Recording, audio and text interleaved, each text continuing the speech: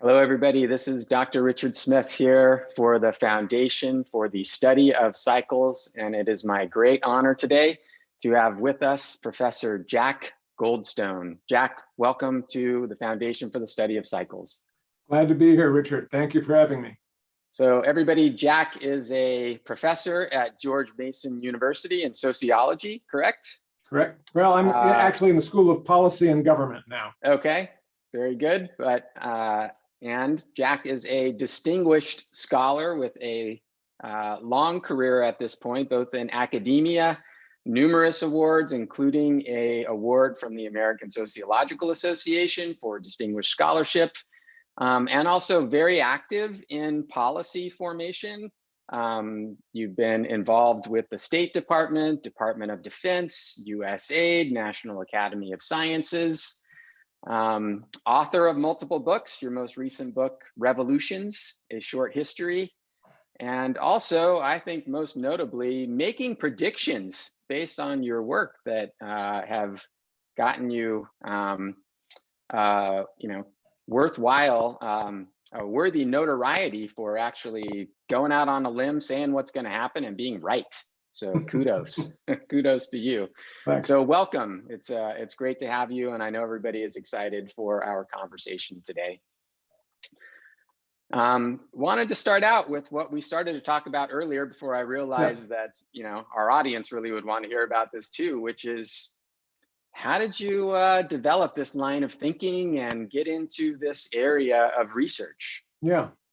Well, what you're talking about having been developed, we now call the structural demographic theory of long-term cycles of population change and political upheavals. And I got into it really as a kind of classic process of discovery by serendipity, the way a lot of good things happen in science. But fortune favors the prepared mind. So Indeed. The subject matter of revolutions had been interesting to me since I was an undergraduate. I was really curious about this situation of why are there such vast upheavals and why do they occur seemingly at a lot of different places at around the same time? And one of the things as a sociologist is we don't get compartmentalized. We don't have to specialize in 50 particular years in one place for our historical study. Mm-hmm. So as a sociologist doing comparative history, I was free to study revolutions in the ancient world, medieval times, early modern period, the modern world. And I was looking for something that held them all together. The theories that we had, Marxist theories of class change clearly didn't work for the pre-modern periods. These abstract theories of social strain didn't appeal to me. I had an interest in organizations, and I was trying to figure out why the state as an organization would not simply succeed and outmaneuver all potential opponents, because the government has the military. They usually have the smartest people working as high officers and ministers of the state. They usually have the church on their side. So it seems if you hold all the cards, it should be impossible for an unhappy crowd, no matter how unhappy, to overthrow a government. Mm-hmm. So I started looking for what are the things that lead to state weakness. And some of the common factors as I went through my reading were the state falling into financial difficulty, which again, shouldn't happen to a government that has the ability to tax. But I found that sometimes, the government tax system just got out of whack with what was happening with prices or population.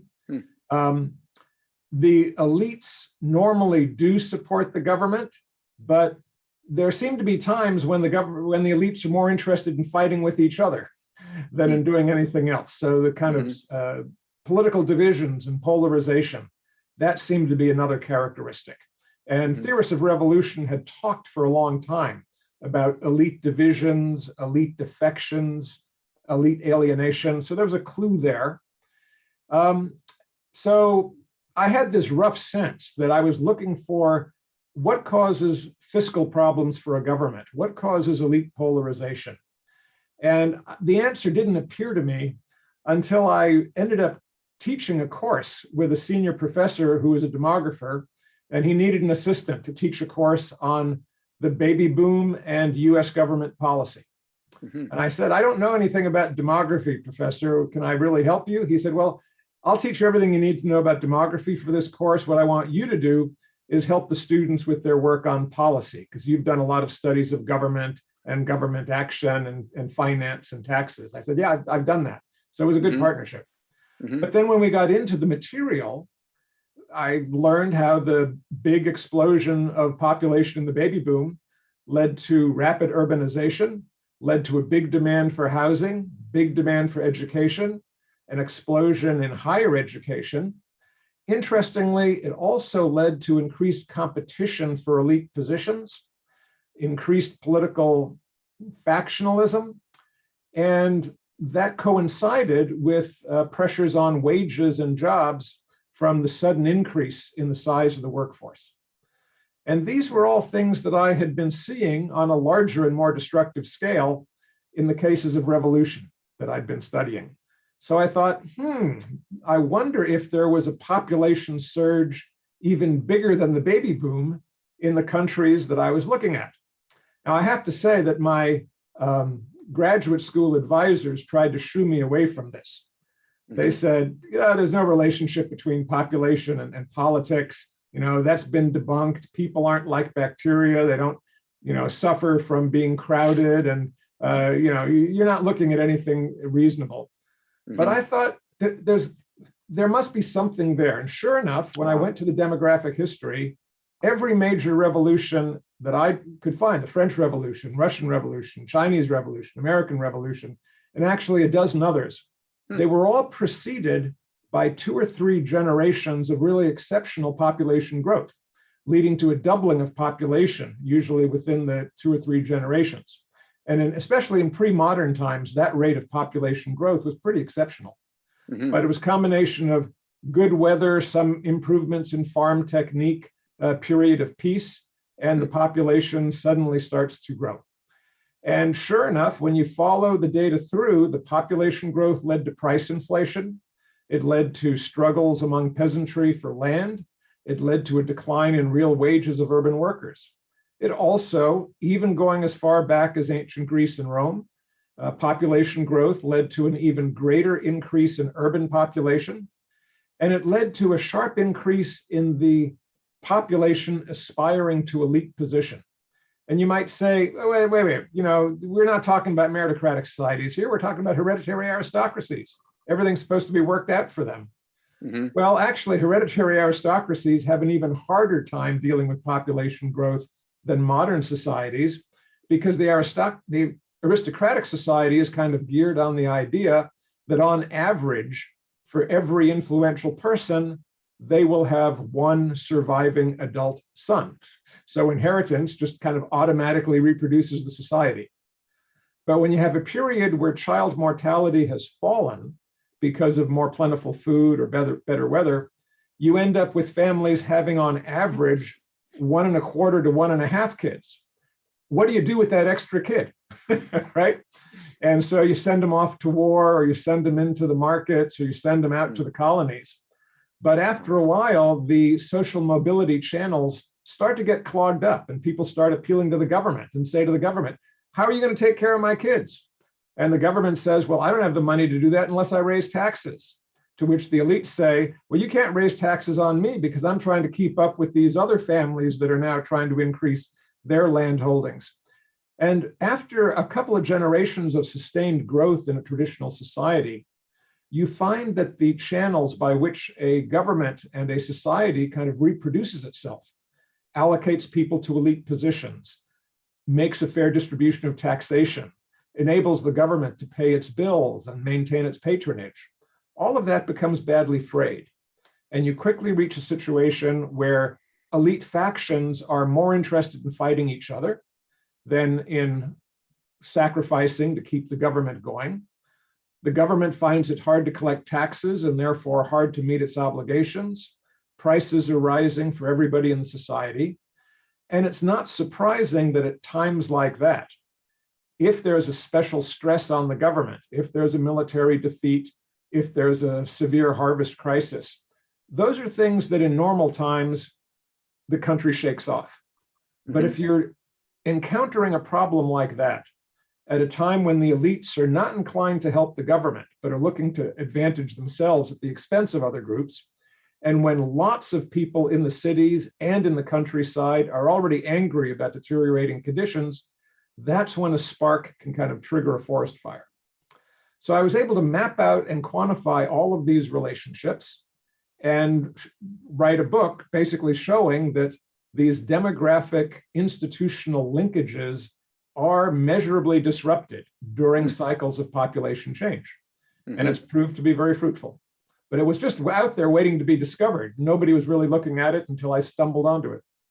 And it's interesting how you really had the burning question, and then you found the data that led you to a theory, which ultimately, has proven to be quite fruitful. So awesome. Great. Well, the reason we have Jack as our guest is because Jack and Peter Turchin were the authors of one of the important articles in this quarter's issue of Cycles magazine. So let me just quickly bring everybody up to speed here. So this is our website, cycles.org.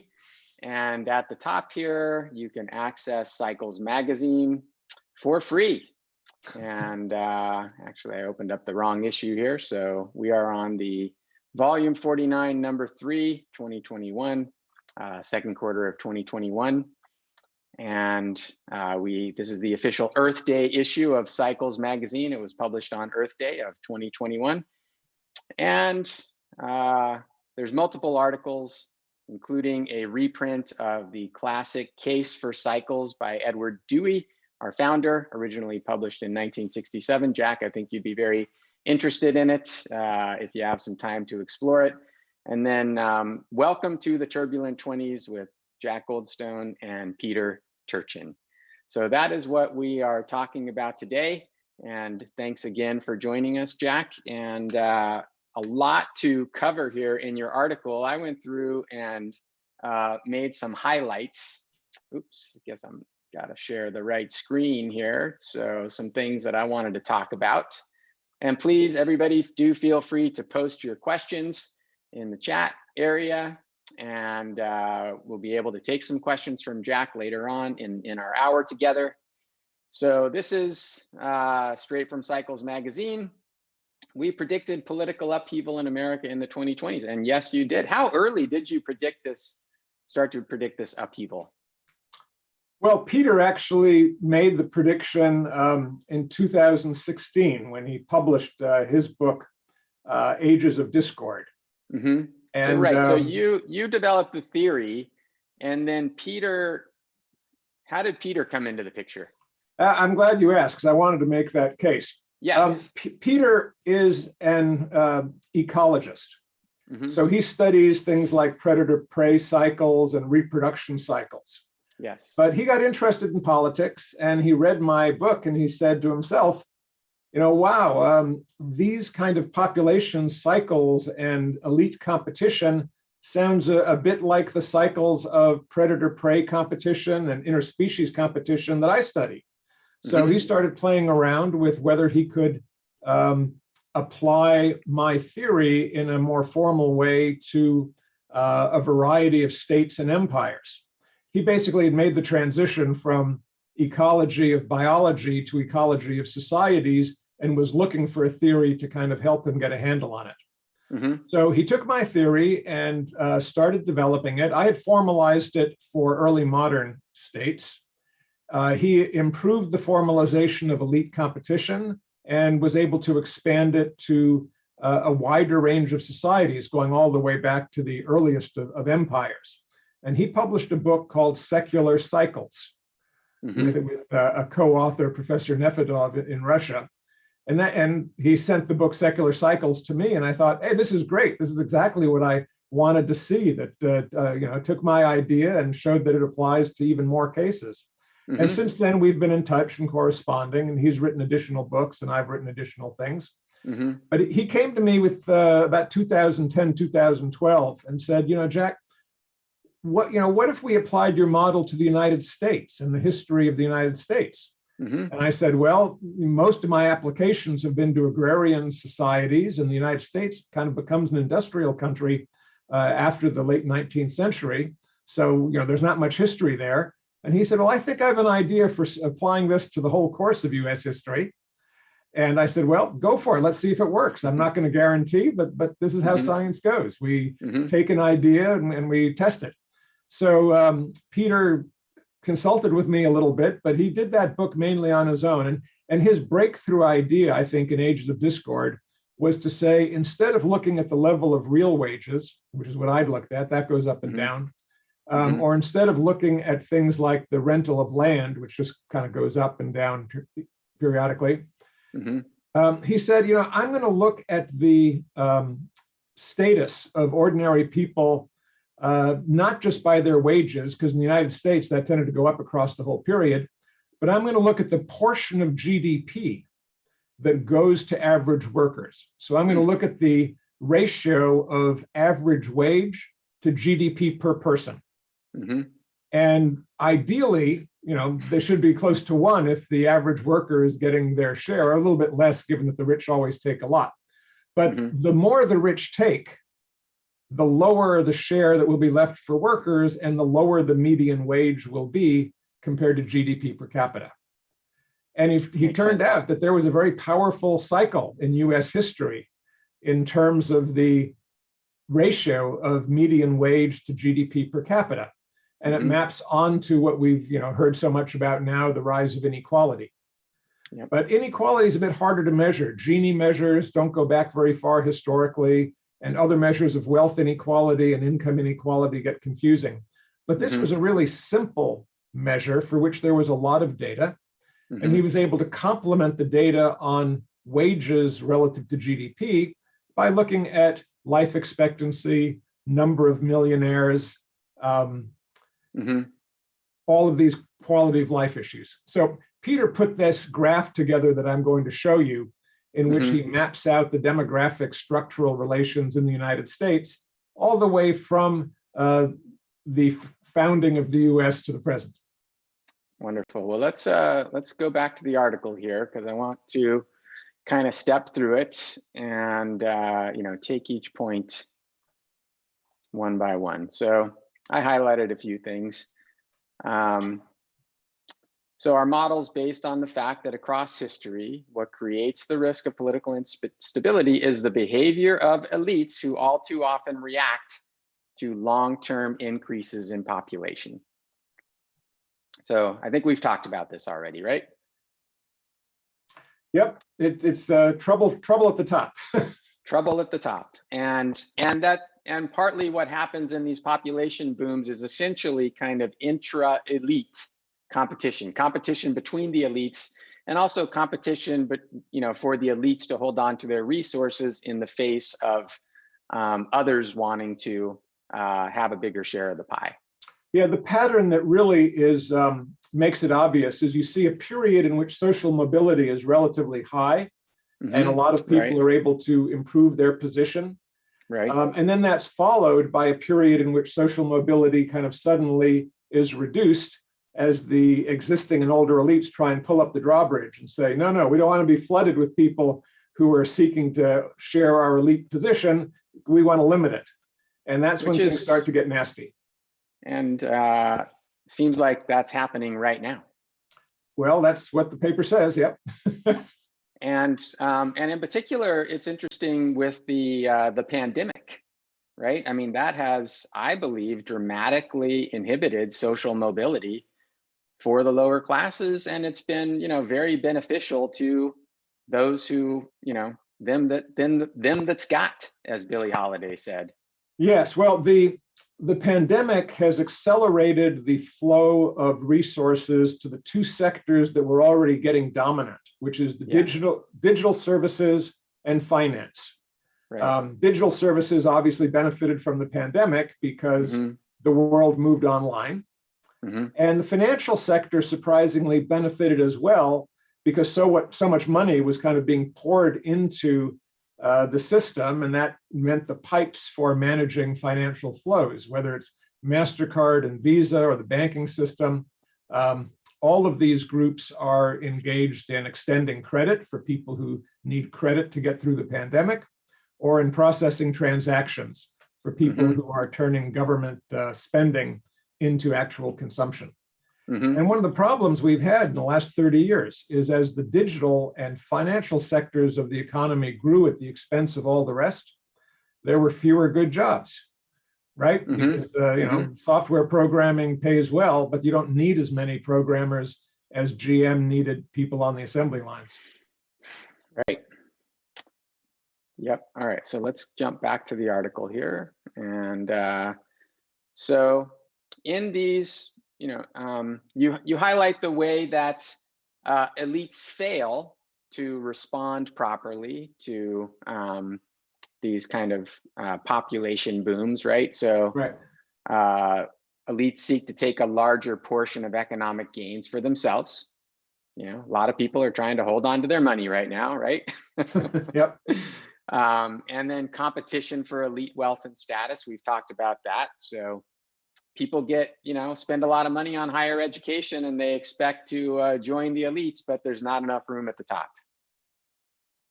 And then, anxious to hold on to their rising fortunes, they do all they can to resist taxation of their wealth and profits. So that's interesting too. A lot of people moving to Florida and Texas these days, right? To escape higher taxation. And then it was interesting to me, you say leaders who aim to be inclusive and solve national problems can manage conflicts and defer a crisis. However, leaders who seek to benefit from and fan political divisions bring the final crisis closer.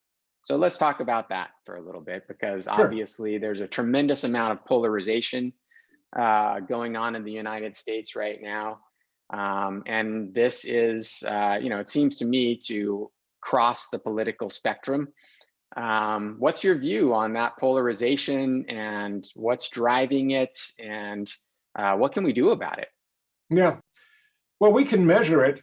Easiest measure is if you're looking at either the voting in Congress, or if you do public polling and ask people how they feel about different issues. There was a time when there'd be kind of a spread, different issues, voters would feel differently. But now the kind of Republicans are all in 100% agreement on kind of guns, abortion, government spending, and the Democrats are all in agreement on the other side. And if you look at the votes on bills in Congress, in the 60s, 70s, even 80s, you had bills that got not complete bipartisan support, but they certainly got support from Republicans and Democrats. The Clean Air and Clean Water bills were passed under Richard Nixon by Republican Congress with Democratic support. Programs like Social Security, Medicare were initially passed with large bipartisan majorities. But as we get into the 2000s, we see Democrats and Republicans voting more and more against each other, and very rarely together, till we hit the point today where you basically cannot get a Republican vote for any Democratic bill, and vice versa. It's we are determined to vote against you because we're a different party, not because of the content of your actions. And we got there over the last 30 years, starting with Newt Gingrich's belief that the only way to fight government was to fight Democrats tooth and nail. He said, Democrats are the party of big government, Republicans are going to fight that. So our job is to dismantle the government and to take down the Democratic Party to do it.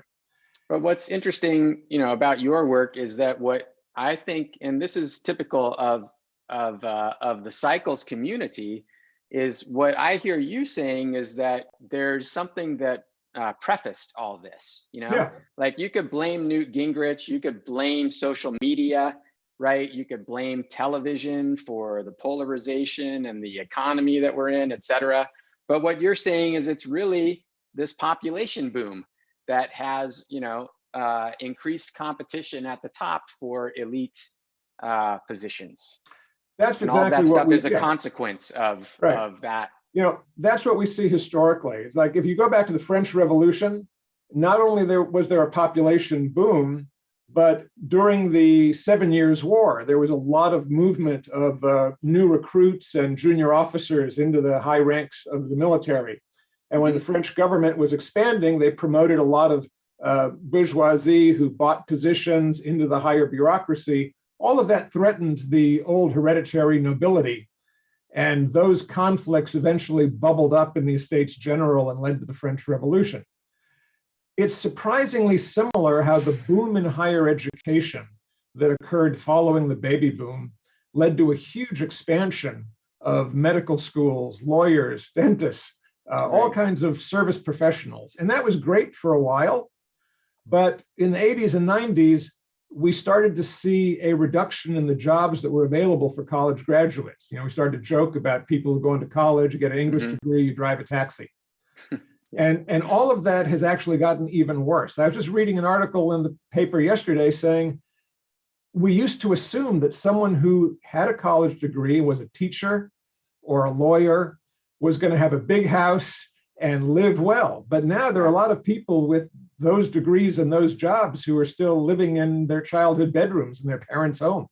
I got a math degree from Berkeley in 1990, and my first job was pulling documents off of microfilm at a title insurance company. It was supposed to be a holdover until I got the job I really wanted, but that was happening all the way back 30 years ago. Exactly when it started.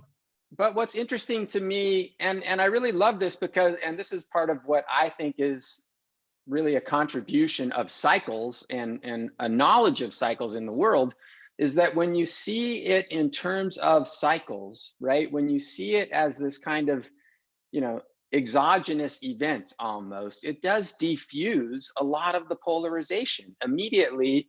It's like, okay, everybody calm down. It's not, I sort of lean more towards the right myself, right? I'm more conservative. So, I tend to, get angry at the left, and the left tends to get angry at me, right? So, but when you see it as, look, this is actually, almost an ecological issue, right?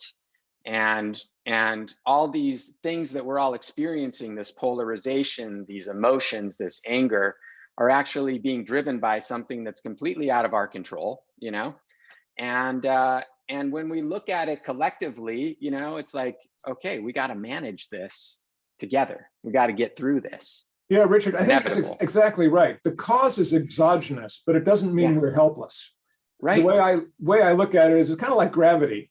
We can't turn gravity off, but if we understand it carefully and can figure out how to overcome it, we can build a plane that flies. But there's a lot of engineering that goes into that. Similarly, there's a lot of engineering that has to go into social institutions to enable them to cope with changes in population and all of their consequences. So creating a higher education system is a good thing, but letting that higher education get so expensive that ordinary people can't afford it without going crazy into debt, or keeping the number of positions in elite universities the same as it was 30 years ago, so that the competition is crazy and you almost have to be the daughter or son from an elite family to get into an elite university now.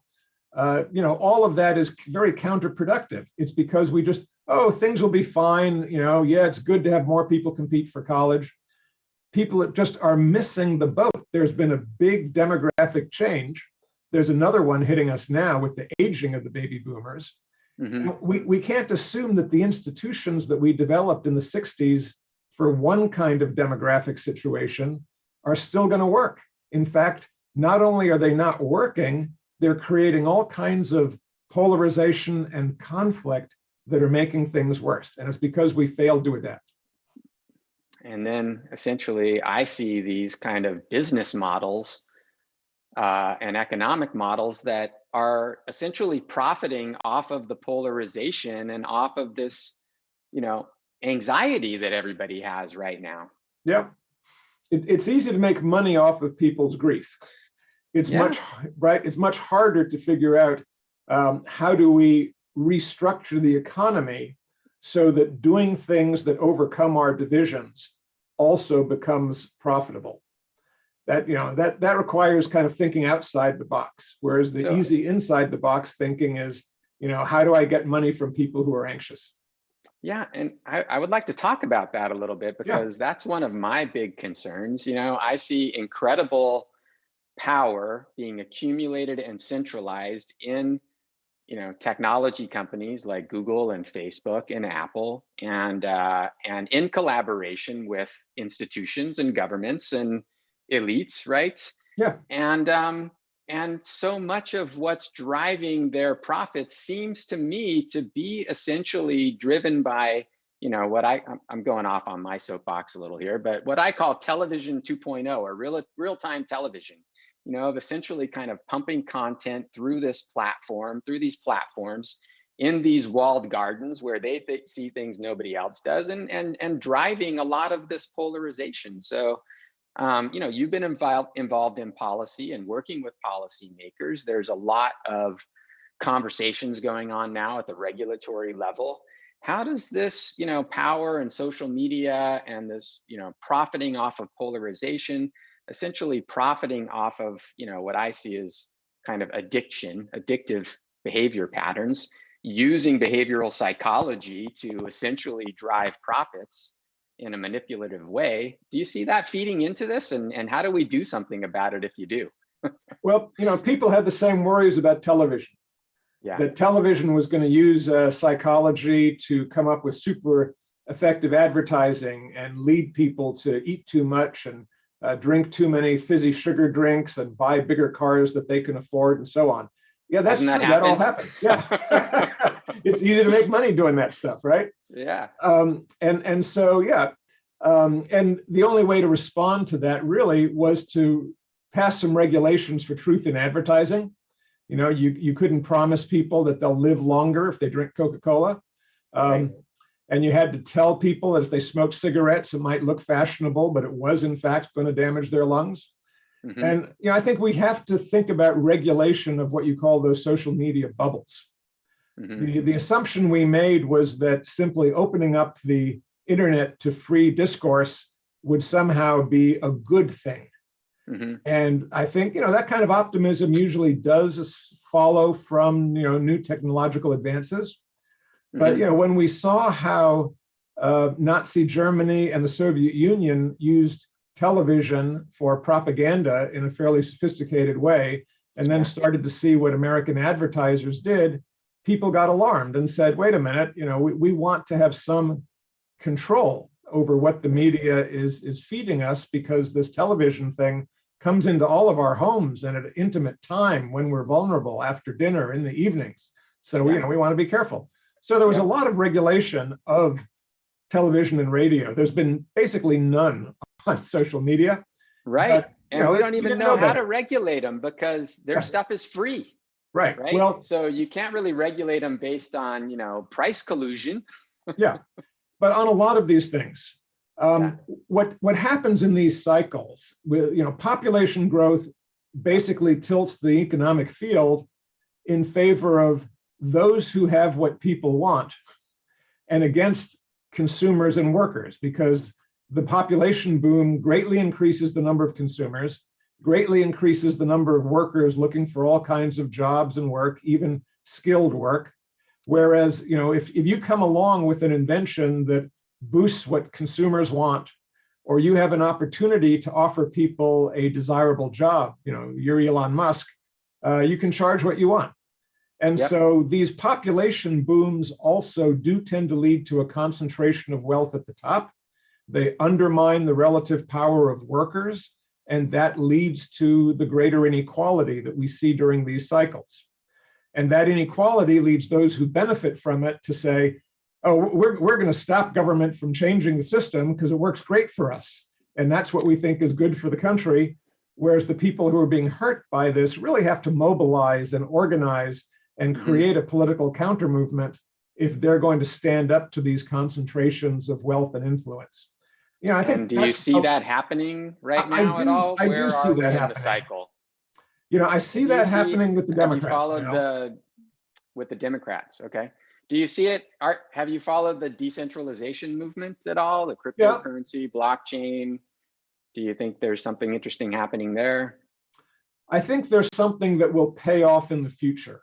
that these decentralized things will allow various institutions, whether it's state governments or banks or corporations, to develop their own currencies that are less dependent on the government. But the Bitcoin model uses so much energy that it would be destructive of our energy resources if all the entities that wanted to issue cryptocurrency used that kind of solution, high energy intensive solution cryptography model to secure their coins. So we do need a different way to assure the security of tokens. And I think that will probably come from a more efficient mode of cryptography. Maybe quantum computing will make it easier to do all that. But I think all of that is in the future.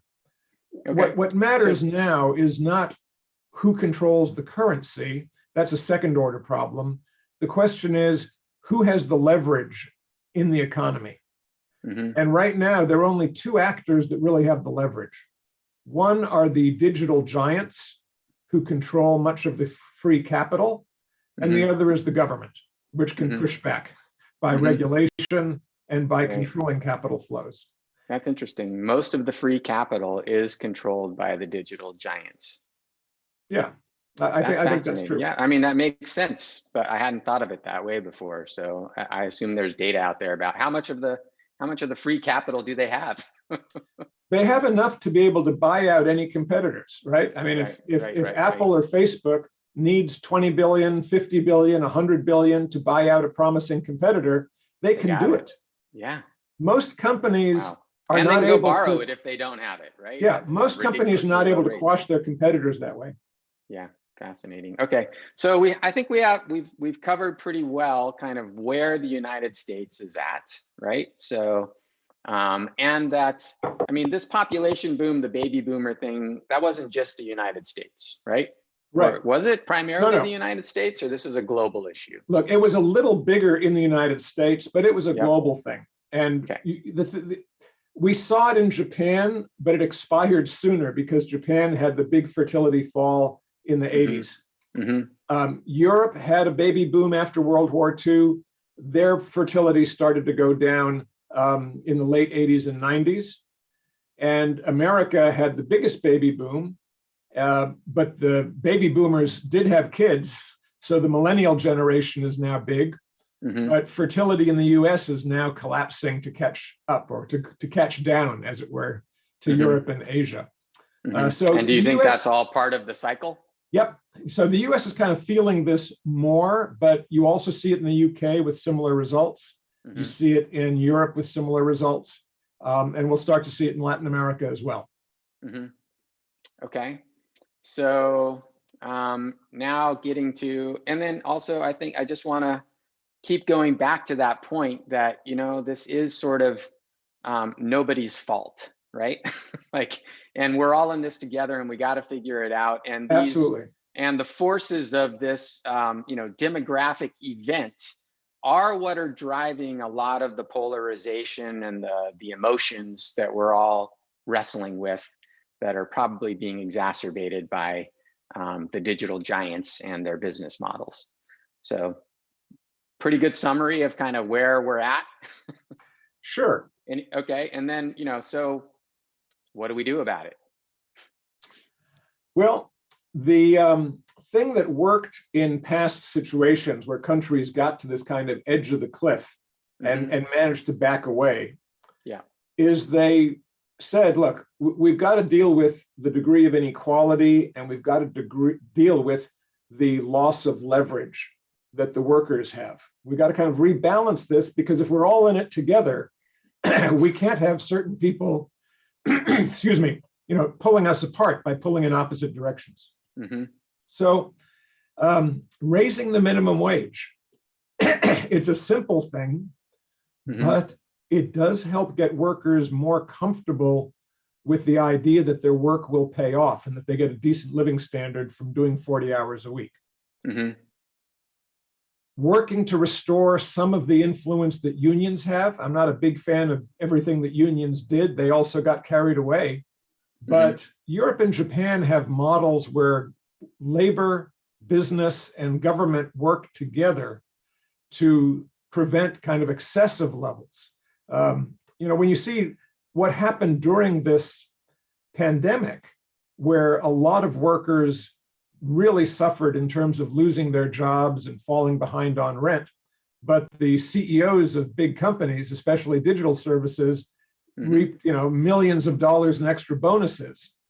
Not how about the financial crisis of 2008-9, where terrible things were happened, and basically nobody paid the price except the public.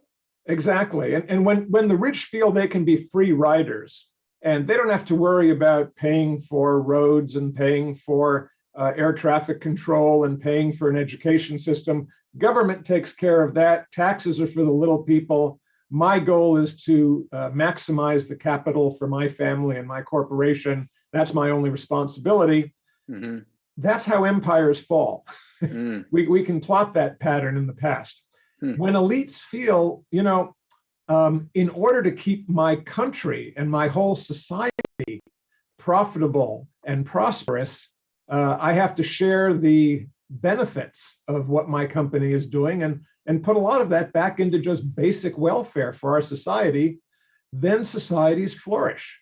And it's no accident that during Eisenhower and Reagan, we had top tax brackets that got excessive, and things did really well when they were reduced from top rates of 90% down to top rates of 50% or 60%. Mm-hmm. And that was good. But once you start taking the top rates down to 60% or 40%, or with loopholes down to 20%, or you say that, well, if you're smart, you can figure out how to convert all of your income into capital gains and pay only 15%, then the burden goes to the rest of the workforce, and they're struggling to get by as is. And so government ends up getting starved of resources and falling into debt, and then the government gets limited by debt, loses respect. All of this is a bad cycle. So we have to start paying for what government provides. We have to have a better balance of equality of income, wealth, and taxation. It's kind of crazy that if all of your income over $140,000 now is tax-free as far as Social Security and Medicare, Social Security taxes goes. But your very first dollar, you pay 100% of the Social Security tax. Well, that's because Social Security was devised for a different era. We're not in that world anymore. What we've got left over doesn't work. So there are policy steps in taxation, spending, balancing labor, helping people get education, helping people get childcare. And I like what's in the bills that the Democrats have now. Not because I'm a Democrat, I'm an independent and proud of it. But I like the idea of letting American workers do better for their work. And so if we go, you did bring up the 1930s and 40s as another time in history when this was going on in the United States, and that Roosevelt essentially kind of engineered a collaborative solution. So what, tax rates went up, more money kind of went to essentially the government to be redistributed, right? Right. And but yet there's this massive mistrust of government today. And going back to the lack of regulation, a lot of that's stemming from a lack of faith in government to really be the arbiter of redistribution. So what do you say to people that are concerned about government being the wise arbiter of redistribution? Look, one of the things I learned in my studies of revolution is that governments do a lot of stupid things. Yeah. Government leaders can be short-sighted, they can be self-interested, and thank goodness that's why democracies have elections. So you can kind of keep leaders on a leash. And if they get out of control, you can do some things to fix them. Problem is we tend to go overboard, and cycles are like pendulums, right? They tend to overshoot in both directions. Yep. So in the 60s, I think government regulation went a little too far. We had too much regulation of airlines, shipping, manufacturing, and so on. It was kind of did limit entrepreneurship a bit. That improved in the 80s with the move toward deregulation. And I think America's industries did prosper with less regulation. But as we moved into the late 80s, our response to the financial crises in the early 80s and the inflation was to deregulate the whole banking system. So we got rid of Glass-Steagall, and we unleashed a wave of speculation. You may remember the Arizona banking crisis, when neighborhood banks started getting involved in commercial real estate. They didn't understand what they were doing. They made crazy loans. They went bankrupt. Then we had the housing crisis in the 2000s because everyone was able to get a mortgage, even if you really couldn't afford one. So too little regulation can be just as bad as too much, right? And so, I think we have to tilt the pendulum back a bit, but it's not impossible. Good. Well, I don't want to get too far into policy, conversation here. Keep it on the cycles part of it, and I want to make sure that we do cover. We're getting close to a whole hour already. Yeah, let's get some questions. So I did want to. We'll take some questions, but I also wanted to bring up that chart that was in your paper that I know is very key and important, which is this one right here. Right, you've got it. Okay. So tell us about this chart, and love to know what went into it, and then also kind of what it's telling us and where we are today. Okay. So the red lines come directly from my model of political stress. What are the factors that lead to revolutionary upheaval? And those factors are basically a variety of indicators from three fields. One is government finance. What's the level of government debt relative to income? What's the level of taxation relative to GDP? When those things start to, when taxation goes down relative to GDP and debt starts to go up, that's bad. Second is the index of elite conflict, which comes from changes in social mobility and changes in elite education levels. Competition is observed in voting. So one is government, two is elite, and then three is popular living standards. And is this what Peter did with your work? Yes, this is Peter's graph, developing measures to put my theory into action. That's the red lines. The blue lines were Peter's construction of a positive index, which I hadn't done. He constructed a well-being index, which is mainly that measure I mentioned earlier, the ratio of average wages to GDP per capita. But he also put in there life expectancy, which moves similarly. So the blue is, how well are ordinary workers doing to get their share of the economy? And you can see that in the early years of the Republic, things were going well, and that blue line was going up, and the red line was pretty flat. Now, the reason these red lines go up exponentially is that these three factors, government indicators, elite conflict indicators, and popular welfare indicators, are multiplicative.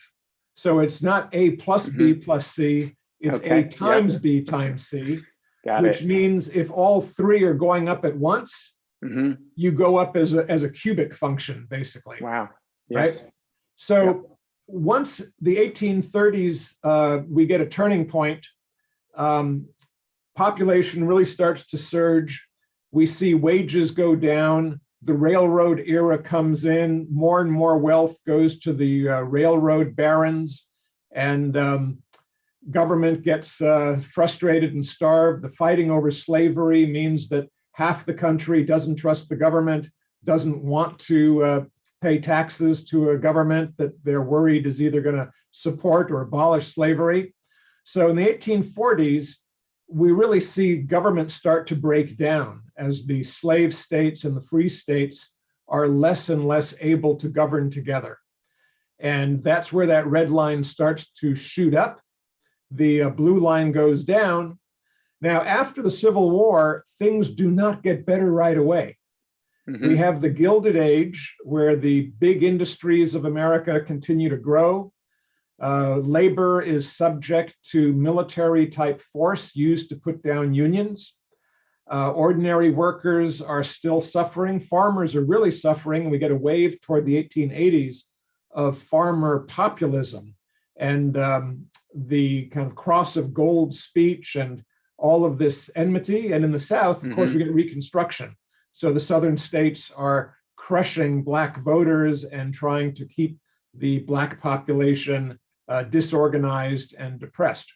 So the 40 years after the Civil War are not really good years for anyone in America, except for the Gatsbys of the world, right? The Carnegies and the Rockefellers and the other great mansion builders and industry builders are doing fine, but the average American is not doing so great. That starts to change in the early 20th century. In the 1900s, we get this pushback. There's a big economic crisis in the 1890s, depression. And then we start to get this Theodore Roosevelt and the progressive era. That's when we start to get antitrust, Richard. Okay. And, you know, serious well, it's interesting antitrust. that, I mean, the most striking thing right here is that you're talking about, you know, prosperity going up right during the stock market crash. Yep. But what, and the depression, it's all going up right over the depression. Is that how does that work? Well, there's a book by the scholar Walter Scheidel at Stanford on inequality throughout history. And he found that stock market crashes are very good for improving general equality of income and wealth. Because the people who are hurt the most in the stock market crash are the elites that have accumulated the most wealth. Wow. Ordinary people don't lose their assets. They may lose their jobs for 5 years, for sure. So it's painful for them. Depressions hurt. But major market crashes are actually great equalizers. And so that's what you're seeing there. Yeah. Very interesting. Okay. That's what you're seeing there. Keep telling your story. Sorry to interrupt. No, that's fine. Anyway, so basically from about 1900 to the 1960s, with the Depression, you know, first the period of antitrust, then World War I, then the crash in the 30s that strips away a lot of the excess wealth, and then the government boom during World War II and during the 50s. All of that really pushes things up. And the period from about 1940 to 1980 is kind of a golden age for American workers, what he calls the era of good feelings too. So it's kind of that top of the second peak. You know, so that and line that says, you know, well-being zero? index 1, that's the happy time. But from 1980, I mean, it was going down since 1960, but from such a high level, didn't matter. You were still at a high level. You know, you've got a zero line here, right? Is the zero line meaningful? Like above zero is good and below zero is bad? Zero is average for this period. Okay. So above zero is above average, below zero is below average for the period. And I look at kind of above 1 is really good for workers, and below 1 starts to get bad, and below 0, it's really tilting away from workers and toward big business. Okay. So from the late 80s, that's when things really start to tilt. And that's when you see my red political instability index start to go up, because that's when you get the economic polarization, the political polarization of the elites and government debt start to get out of control. And that combines with the decline in real wages relative to income and the growth of inequality to put us where we are today. And we're not quite at Civil War levels, thank God, right? But you look at that red line, it is higher than at any point since the 1900s. And so that's led us to make our prediction that given the way things are going, we think the 2020s will be a kind of period of upheaval and political conflict like we haven't seen since the Civil War.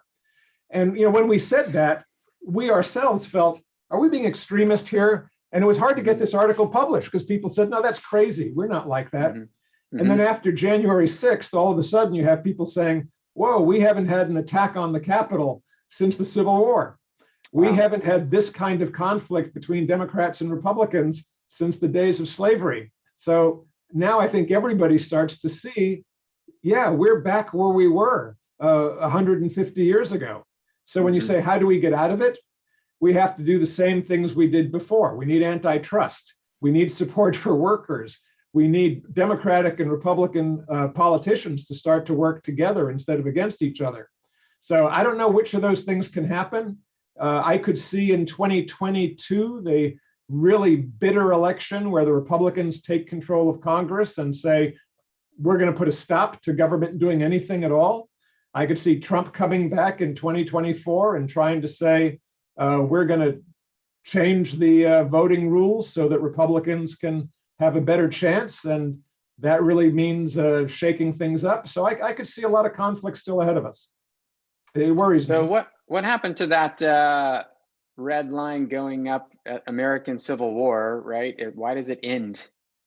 And well, it actually shoots off the scale here. It goes up to 5, 6, 7. Okay. And then it kind of comes back down, and kind of over this period, it's still, as I mentioned, it's basically the inverse of this curve. So imagine the opposite of this kind of coming down like this. Got it. So, through Reconstruction, it's still pretty bad. The early 1900s, you kind of have the anarchists and the wobblies and a lot of labor fighting. But by about the 1910s, World War I, it's come pretty far back down. Good. So have you seen, this is just for the United States, there's only two peaks in this cycle here, right? Have you seen this? Similar cycles further back in time? Oh, absolutely. And here you have, 1830 peak to 1960 peak, 130 years.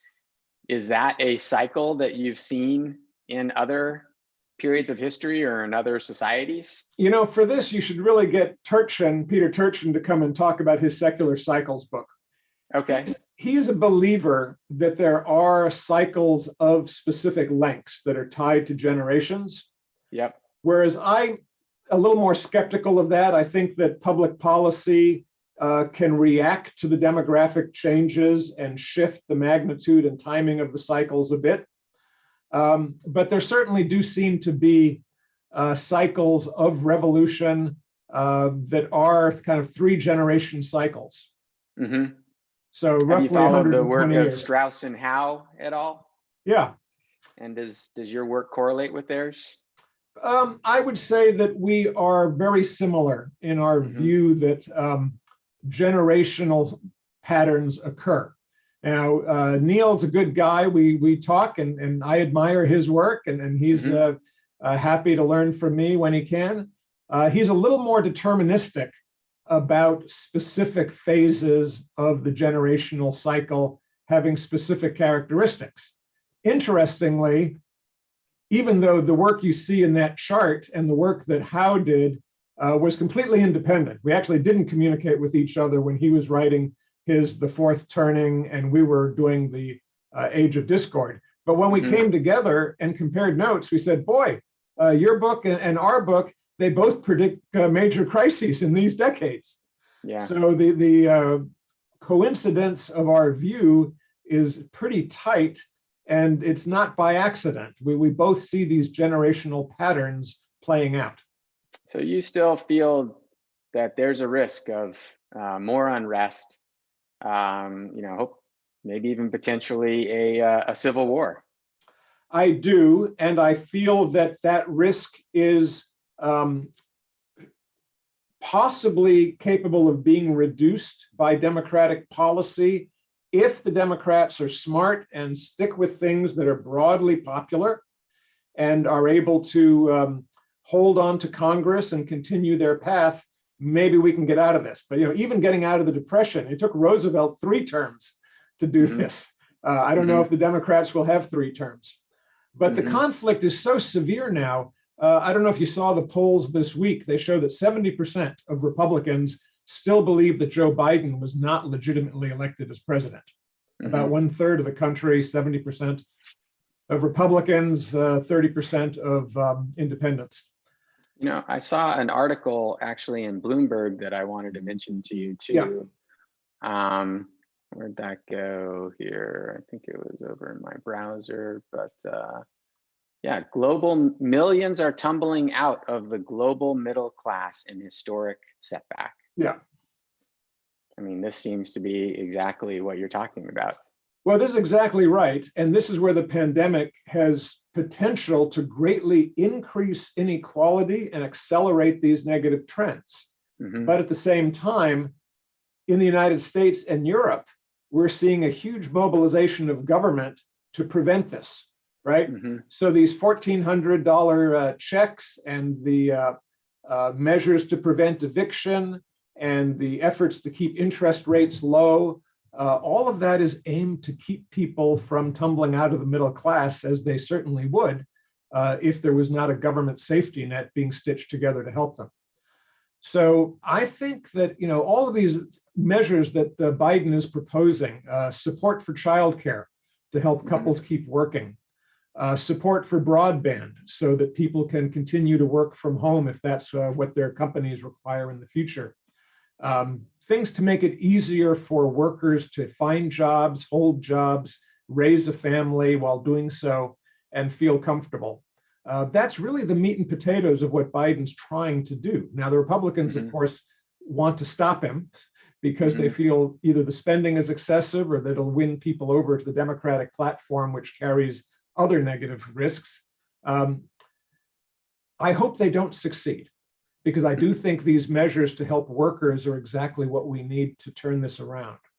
But when you have, you know, so many people who don't trust the government and who are willing to be told that the election was illegitimate and that if we allow everybody to vote, the Democrats will steal the next election, so we have to tighten up the voting rules. You know, we could have a situation in 2022 where the Republicans gain both houses of Congress, even though they get fewer votes for Congress and senatorial candidates because of the way the voting map is. And you could have Trump win the presidency in 2024 again, even if he loses the popular vote by 7-8 million votes. Now, do I think that could bring a civil war again? Absolutely. You could either have Democrats storming the Capitol to say, we're not going to have another 4 years of a president who lost the popular vote by almost 10 million. But I could also see Republicans storming the Capitol again to say, hey, if the Democrats won, we don't believe it. We think it's an illegitimate destruction of American democracy. It's an attack on our way of life, and we won't stand for it. So I don't think we're out of the woods. Yeah. Appreciate it, Jack. You know, from my big takeaway here, you know, I think there are legitimate differences of policy opinions on both sides of the aisle.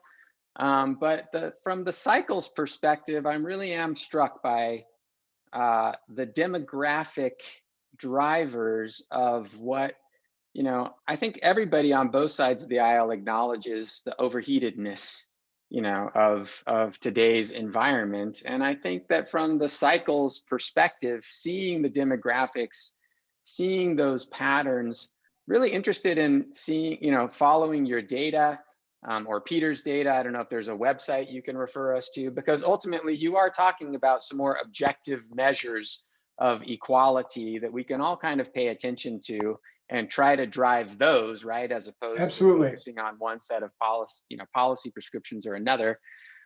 So really appreciate that. I appreciate the work, and it also just re-inspires me as somebody helping to rebuild the foundation for the study of cycles, that this work on cycles is important, because it does kind of diffuse, you know, the pressure that we all, you know, feel by these changes, essentially. But cycles happen, you know, we can't avoid them. And so it's been a fascinating conversation. Really appreciate it. I thank you very much for joining us. Just want to remind our audience that we are the Foundation for the Study of Cycles. We're talking about Cycles magazine today, which we publish quarterly. you can find on our website. There are other articles that I didn't get to cover, but since we had you here, Jack, really wanted to talk with you one-on-one and go more in depth to what I think was a really valuable article in our magazine. And we're really grateful to you and Peter for sharing it with us. Well, we hope it's useful. Thank you. Thank you. And thank you, everybody. Thanks for joining us. We're at the top of the hour, so we're going to sign off, and we'll see you next time.